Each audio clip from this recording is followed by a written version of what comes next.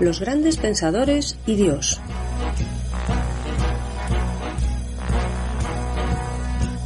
¿Qué pensaban acerca de Dios las grandes mentes que nos han legado su saber? ¿Su opinión acerca de Dios condicionó su vida?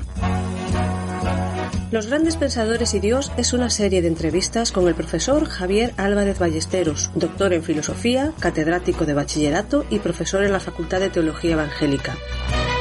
Cada semana, en este mismo día y a esta misma hora, presentada por Daniel Baluja, podrás escuchar aquí una nueva entrevista que te descubrirá, de forma amena y sencilla, las inquietudes existenciales de los sabios a lo largo de la historia.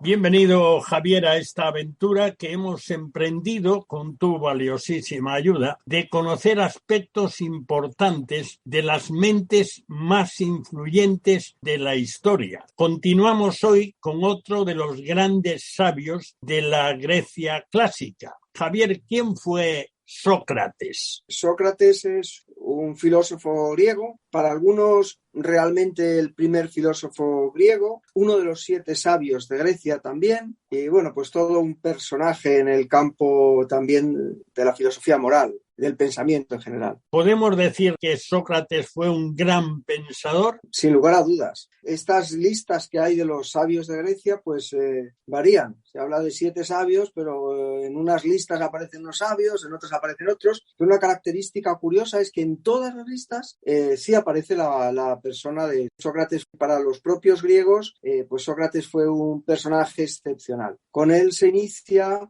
lo que se podría llamar el imperio del pensamiento griego. Sí.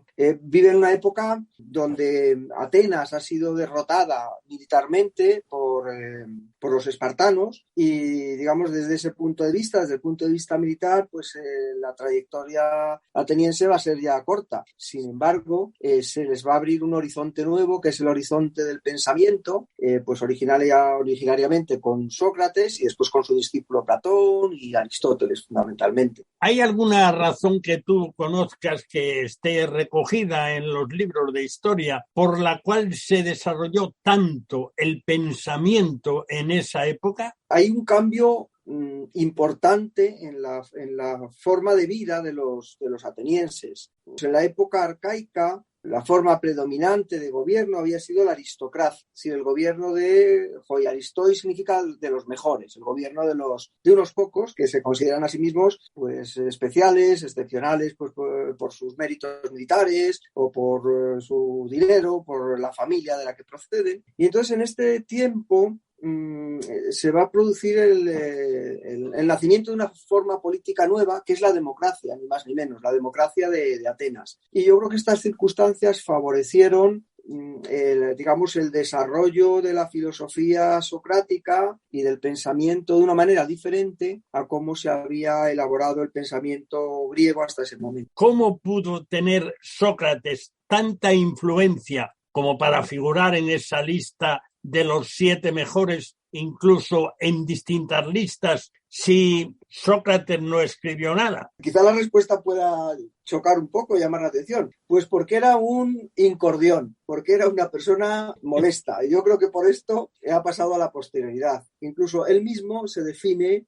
como el tábano de Atenas, es decir, como un personaje molesto, como un moscardón, decía él, quiere agitar a un caballo brioso, un caballo fuerte, que es como él veía a la juventud ateniense. Él veía que esa juventud de Atenas se estaba echando a perder. Y lo que hace Sócrates, pues con aquel método de preguntas y respuestas, pues es incordiar. Y de hecho, pues Sócrates es condenado a muerte por ese motivo, acusado de ir en contra de los dioses de la ciudad, de los dioses de Atenas, y de corromper a la juventud, cuando pues su interés era justamente lo contrario, despertar una juventud que estaba dormida. Esta situación, además, que podía ser otra parte de la respuesta a la pregunta que me haces, le condujo a la muerte. Y esta muerte también de Sócrates Sócrates yo creo que causó muchísimo efecto en sus seguidores, no solamente en Platón, sino también en sus discípulos, porque fue un hombre, digamos, ajusticiado, condenado a muerte después de un proceso un tanto irregular y que afronta la muerte con muchísima entereza, incluso pudiendo haberse escapado de esa condena que a todas luces era injusta. Pues Sócrates dice: yo siempre he defendido que hay que cumplir las leyes de la ciudad, nos gusten o no nos gusten, porque obviamente si solamente nosotros cumplimos las leyes que nos gustan, pues esto sería un caos. Hay que cumplir las leyes aunque no nos gusten. Y dice Sócrates: esto es lo que yo he defendido durante toda mi vida. Ahora que me ofrecéis escaparme, que habían preparado una especie de huida para Sócrates, estaba todo preparado, pues yo no voy a dejar la prisión, pues porque sería ir en contra de lo que yo he predicado y de lo que yo he hablado toda la vida. Así que su muerte ejemplar también es otro motivo que impactó mucho a sus conciudadanos. ¿Podríamos en alguna manera establecer un cierto paralelismo entre la forma de comportarse de Sócrates y la que ha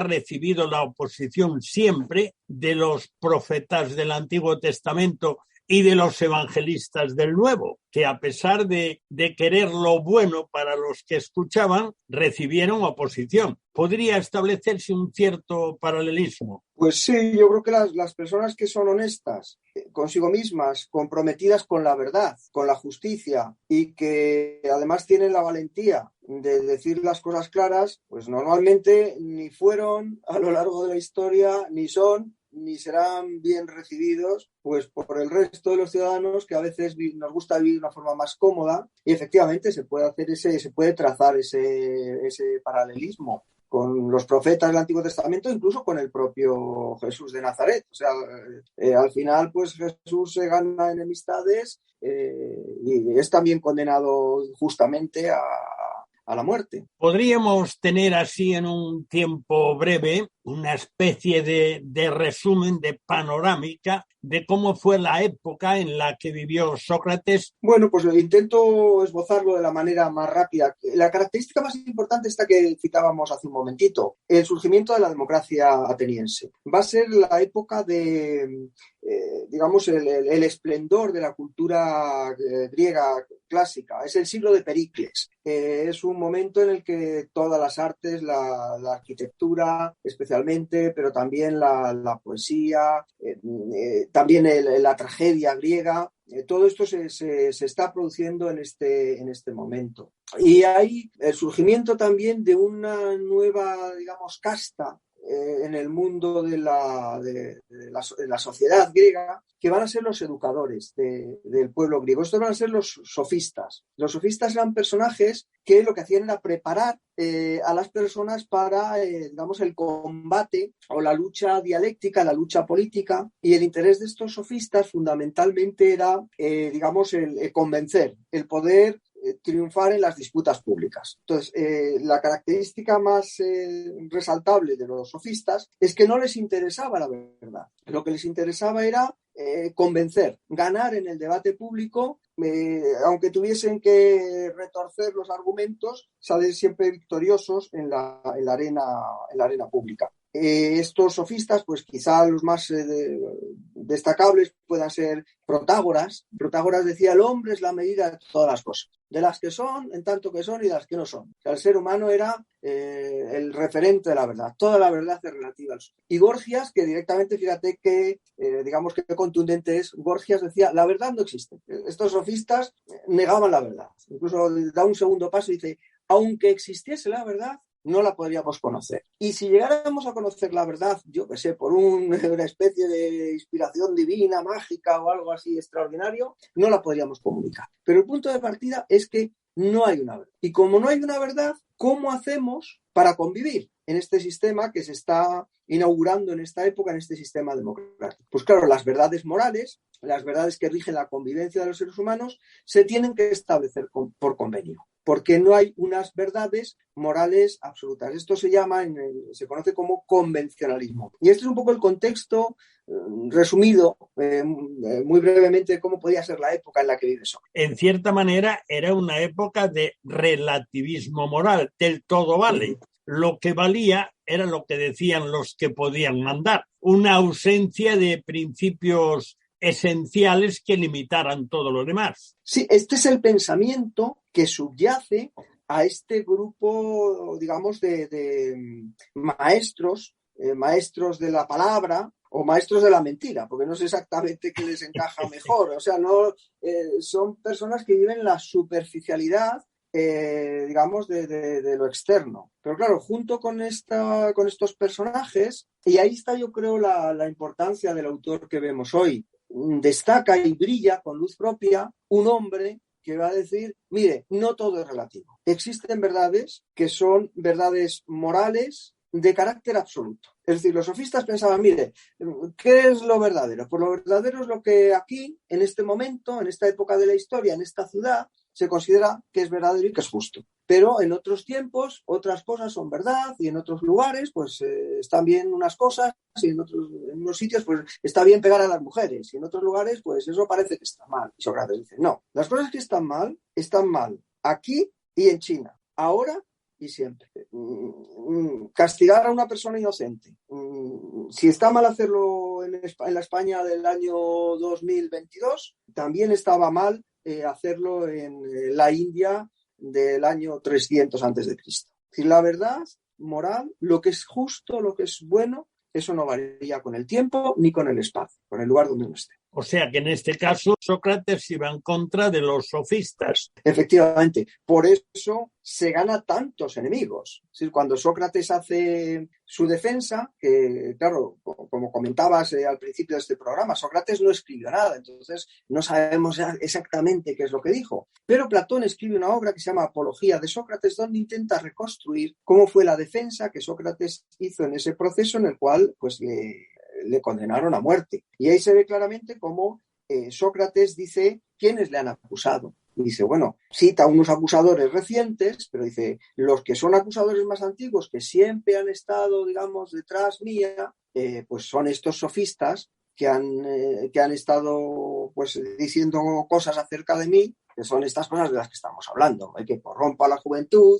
¿Por qué? Pues porque intento decirles que no todo vale. Intento decirles que hay unos valores, que hay unos principios que son eternos, que son inmutables y que merece la pena vivir por ellos. Y lo que es más curioso en Sócrates, que no solamente vivió por esos principios, sino que fue capaz de morir, de dar la vida por ellos. Hay una frase que se utiliza muchísimas veces, creo que la mayoría no tiene ni idea de dónde viene, pero le parece una frase sabia: solo sé que no sé nada. ¿Qué significa esto? ¿Qué quiere decir Sócrates con solo sé que no sé nada? Bueno, quizás es la frase más conocida de Sócrates, solo sé que no sé nada. Yo tenía un amigo que decía, solo sé que no sé nada y porque me lo han dicho. Que ya daba todavía un paso más, un poco más allá. Bueno, Sócrates tenía la fama de ser una persona de buena conversación. El método que utiliza Sócrates es el diálogo, le gustaba pues hablar con la gente y era agudo en sus razonamientos. Entonces, digamos que llega un momento en el que un amigo de Sócrates que se llamaba Querofonte, pues por lo que nos cuentan, fue al oráculo de Delfos y preguntó acerca de su amigo. Y el oráculo dijo, Sócrates es el hombre más sabio de Grecia. Entonces, pues Querofonte le contó a su amigo lo que había dicho el oráculo. Oye, mira, es que el oráculo me ha dicho que tú eres el hombre más sabio de Grecia. Y Sócrates, pues mirándose a sí mismo, que Sócrates es una persona bastante crítica con los demás, con la política, con el sistema de su época, con los sofistas, pero era también muy crítico, muy socrático consigo mismo.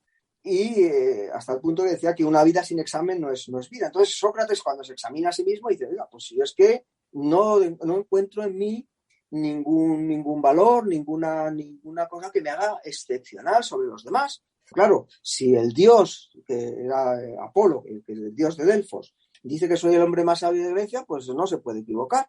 Entonces, ¿qué es lo que voy a hacer? Y ahí Sócrates se propone un proyecto, podemos decir, de naturaleza religiosa, porque lo que le está inspirando es esa especie de profecía divina.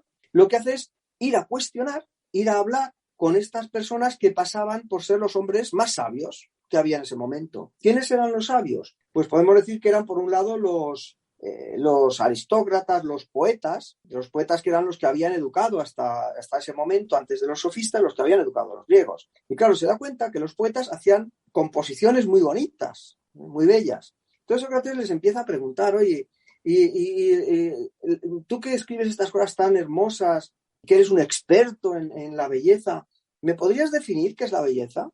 Entonces cuando el poeta intentaba describir cuál era la naturaleza de la belleza, pues se quedaba sin palabras. Entonces Sócrates dice, bueno, pues los poetas no son los más sabios, voy a buscar en los políticos. Claro, los políticos se les inflaba, eso pasaba antes, ahora no tanto, ¿no? Pero antes se les inflaba la boca de lo que es justo, lo bueno, lo que hay que hacer y demás.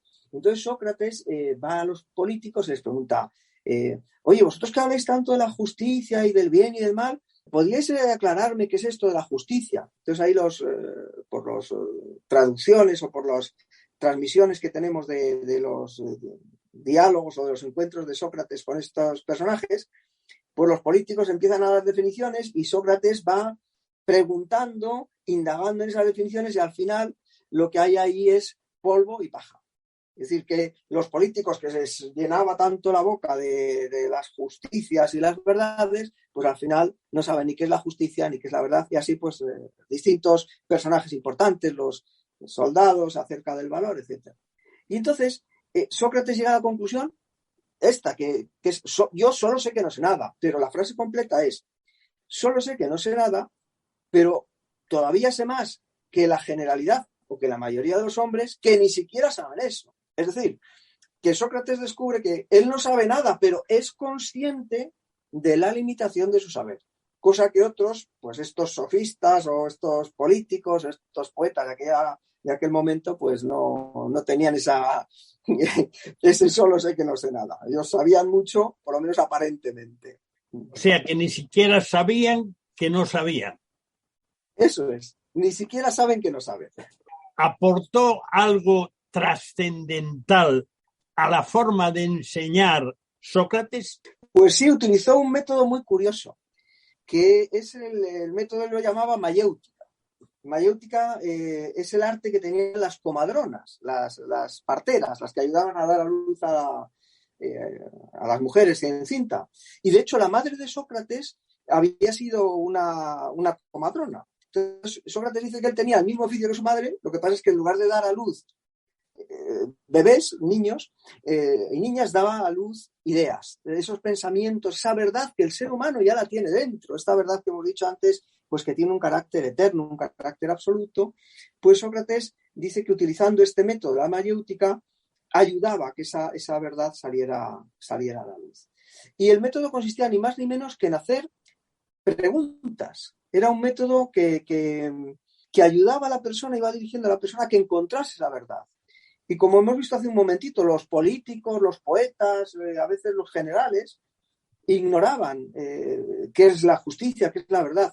Pero hay un diálogo muy bonito que escribe Platón en el que el personaje fundamental es Sócrates, en el cual Sócrates, a un esclavo ignorante, analfabeto, haciéndole preguntas, hace que este esclavo demuestre ni más ni menos que el teorema de Pitágoras. Y que... es decir, es un método que su finalidad es ayudar al ser humano a descubrir una verdad que no le es ajena porque está muy cercana de él, está dentro de su propio interior, dentro de su propio corazón. O sea, que en realidad se le ayudaba a parir ideas. Sí, efectivamente, a sacar ideas verdaderas, vamos. Ya. Estas son dos características, digamos. Por un lado está que hay un descubrimiento de algo interno, pero este algo interno no es que la verdad la creo yo. No es lo que decía Protágoras, el sofista. El hombre es la medida de todas las cosas. Entonces, como yo saco la verdad de mí mismo, yo me invento la verdad. No. Se parece más a lo que decía Antonio Machado. ¿Mi verdad? Pregunta Antonio Machado. ¿Mi verdad? ¿Tu verdad? Dice Machado, no, la verdad. Y ven conmigo a buscarla. La tuya, guárdatela. Pues el caso de Sócrates es esto. Es encontrar esa verdad genuina, auténtica, que está dentro de nosotros. Pero que no por eso varía de un hombre a otro, sino que es universal. De la misma manera, fíjate, de la misma manera que los presocráticos, estos filósofos que vimos en un programa anterior, habían buscado cuáles eran las leyes que rigen la naturaleza física, la naturaleza del mundo físico, Sócrates, que no le interesa para nada este conocimiento de la física, de la naturaleza, de la arjé, estas cosas, está buscando los principios generales del alma humana, de la ética, de la moral, del interior del hombre. Por eso también Sócrates es muy importante, porque con Sócrates, dice Platón, la filosofía comienza una segunda navegación. En lugar de mirar a las cosas, en lugar de mirar a la naturaleza, a los astros, a las estaciones, al mundo de los fenómenos físicos, el ser humano vuelve la mirada hacia sí mismo y descubre otro universo, que es el universo del pensamiento y que va a tener una trascendencia importantísima después en el desarrollo conceptual de la filosofía y de la vida humana en general. Esto es un descubrimiento, es un centrar la mirada en algo que ha estado siempre ahí, pero que a los ojos del pensamiento se descubre como algo tremendamente novedoso. A mí me llama mucho la atención el hecho de que en este surgimiento tan brillante del pensamiento de la Grecia antigua hubo mucha relación con las matemáticas. Sí.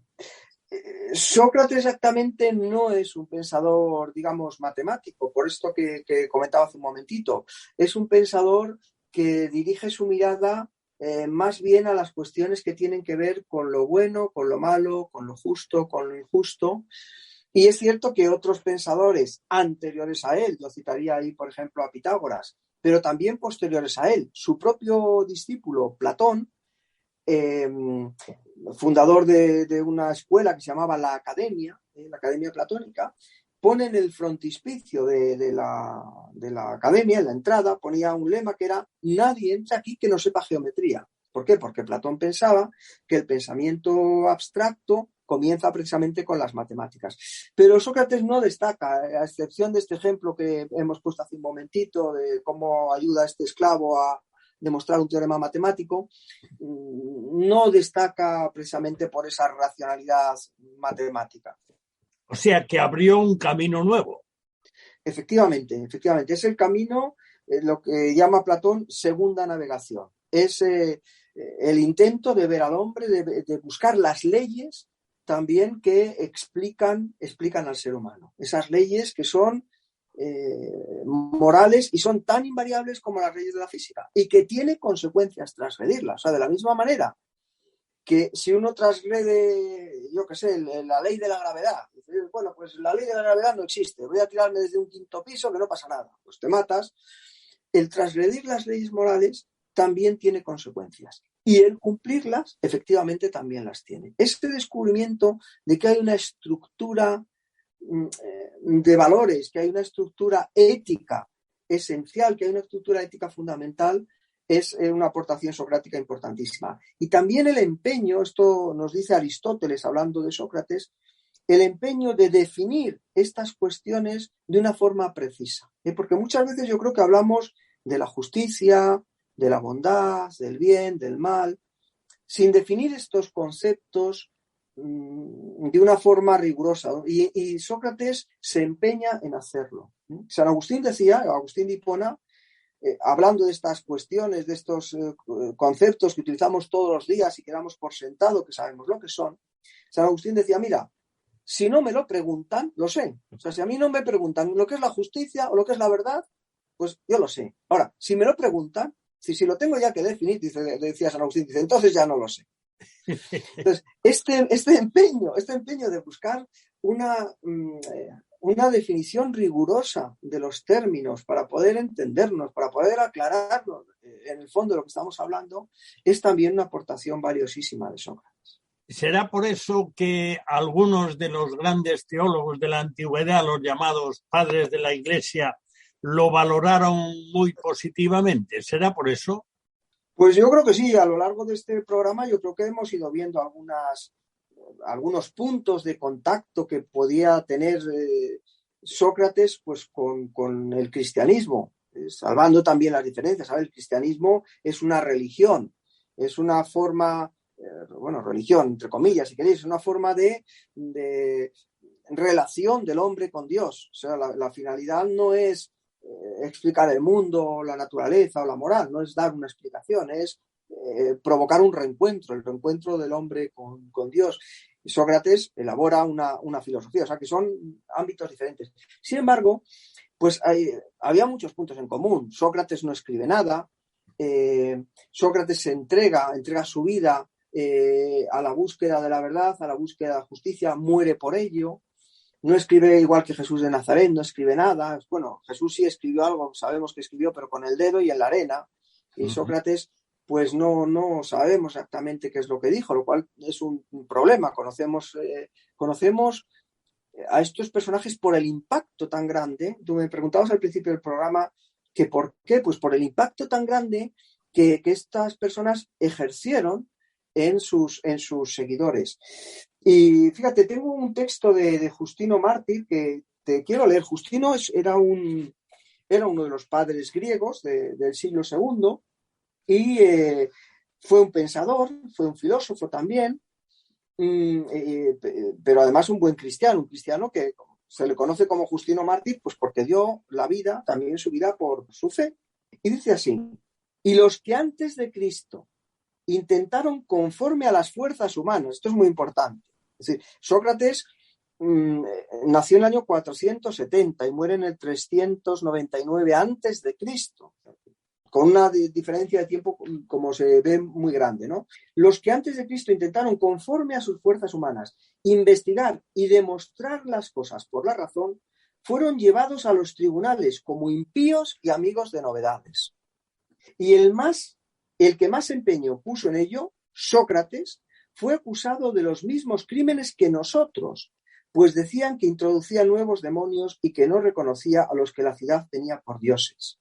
Mas la verdad es que, expulsando de la República a Homero y a otros poetas, enseñó a los hombres a rechazar a los malos demonios que cometieron las abominaciones de las que hablan los poetas, a la par que los exhortaba al conocimiento de Dios, para ellos desconocido, por medio de la investigación de la razón, diciendo: al Padre y Artífice del universo es seguro decirlo a todos, que fue justamente lo que nuestro Cristo hizo por su propia virtud. Hasta ahí la cita de un padre de la Iglesia, de Justino Mártir. Y Agustín también, Agustín de Hipona, pues es muy respetuoso con la figura de Sócrates. Y bueno, hay otros padres de la Iglesia que ven en esta figura, no sé cómo decir, no tanto un precursor de Cristo, aunque algunos llegan a decir que de la misma manera que los profetas prepararon al pueblo de Israel para la venida del Mesías, esta labor la hicieron los filósofos de verdad, los filósofos, no los sofistas, sino los filósofos que buscaron la justicia, la verdad, preparando a los gentiles también para que pudieran reconocer al Mesías. Y esto pues lo dicen también algunos padres de la Iglesia. O sea que fue una labor propedéutica. Y de hecho, perdona si me extiendo un poco en esta pregunta, de hecho, estos autores, Sócrates, Platón, Aristóteles y otros, hicieron una crítica, Genófanes de Colofón, hicieron una crítica muy potente al politeísmo griego, a esta religión civil, a esta religión política, a esta religión mitológica en la que creían los pueblos griegos. E incluso apuntaron a la existencia de un principio único, es decir, de un Dios único que de alguna forma preanuncia o sitúa en el contexto del helenismo la posibilidad de un monoteísmo, que es lo que los cristianos, los judeocristianos, van a aportar después a la cultura universal.